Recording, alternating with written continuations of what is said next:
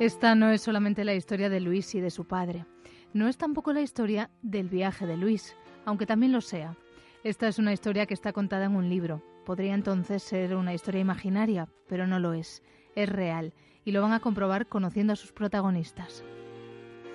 Luis, un niño de 12 años, vive con su familia en Madrid, va al colegio y le gusta la música. Toca el saxo con su padre, juega con su hermana y disfruta como cualquier niño de 12 años. José Manuel es el padre de Luis. Es un padre que trabaja y que lleva a Luis al colegio. Tiene una mujer y otra hija que se llama Elena. Le gusta la música y toca el saxo con su hijo. Disfruta como cualquier padre de mediana edad. Un día, en apenas unos segundos, la vida de Luis y de José Manuel se convierte en algo muy distinto.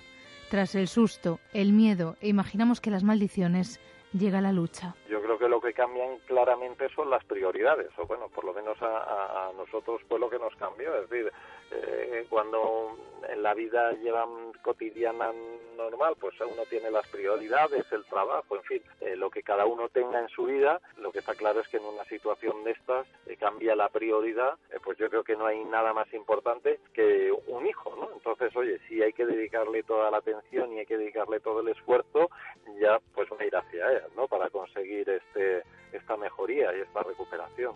Luis sufre un accidente que le provoca un severo daño cerebral.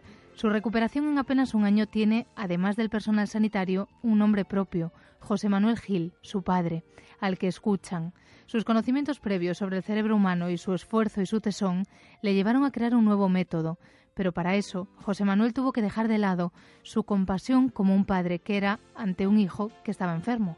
Lógicamente Luis, pues como todo enfermo, parece que por el hecho de estar uno enfermo, pues tiene más derecho a no hacer lo que debe, ¿no? Y en estos casos es justo lo contrario, es decir, porque estás enfermo es la razón por la que tienes que trabajar más, ¿no? Y con más, más energía y más constancia. La curiosidad de José Manuel le llevó al conocimiento. Quería saber qué ocurre con el cerebro, pero esto ocurría años antes de que Luis sufriese este accidente. Se puede calificar de casualidad útil. Y es cierto que yo hace años pues me puse a leer bastantes libros de medicina, pues relacionados con el cerebro, sobre todo cómo se, ralentiza el envejecimiento en la medida que se puede. Y cuando ocurrió pues esta desgracia, lo cierto es que tenía unos cuantos conceptos bastante asentados. Los propios médicos se sorprendieron cuando una mañana vieron cómo José Manuel entraba en la UCI del hospital donde se encontraba Luis y comenzaba a hacer ejercicio con él, a hablarle, a llevar a cabo toda una serie de técnicas que desde luego no eran lo habitual en una de esas duras visitas minutadas que se permiten en las UCIs de los hospitales.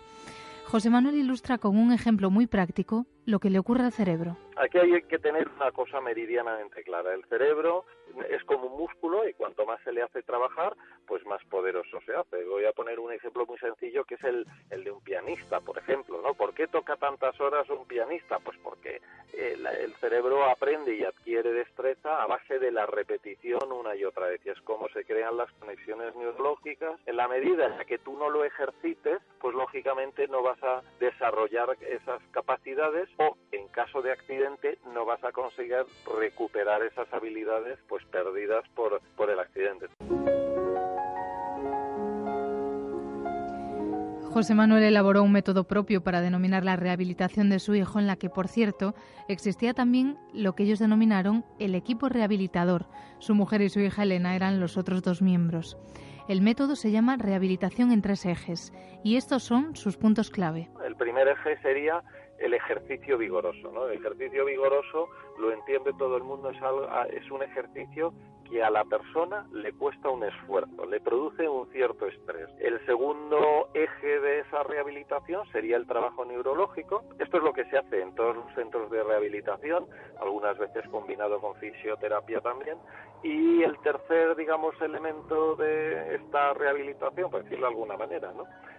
Serían las vitaminas, compuestos, medicinas, que se sabe, también está escrito, un montón de estudios de médicos, muchos de ellos americanos, pero de todo el mundo también, ¿no? Y existen, como digo, muchos compuestos que se sabe que mejoran notablemente las diferentes funciones del cerebro, la memoria, la atención, en la velocidad de procesamiento que se llama, en fin. Pues imaginen a un niño de 12 años, convaleciente, siendo sometido a todos estos ejercicios. Se cansaba, se quejaba, y José Manuel no cedía porque sabía que era eso lo que tenía que hacer. Un día Luis le dijo que cuando fuese viejo se iba a vengar de él. Todos estos esfuerzos porque en España la sanidad pública concede 1 hora y media a la semana de rehabilitación en estos casos. Un centro privado unas 3 horas diarias. José Manuel cree que tanto lo uno como lo otro es tiempo escaso, precisamente por el ejemplo del pianista. A más ejercicio, más resultados.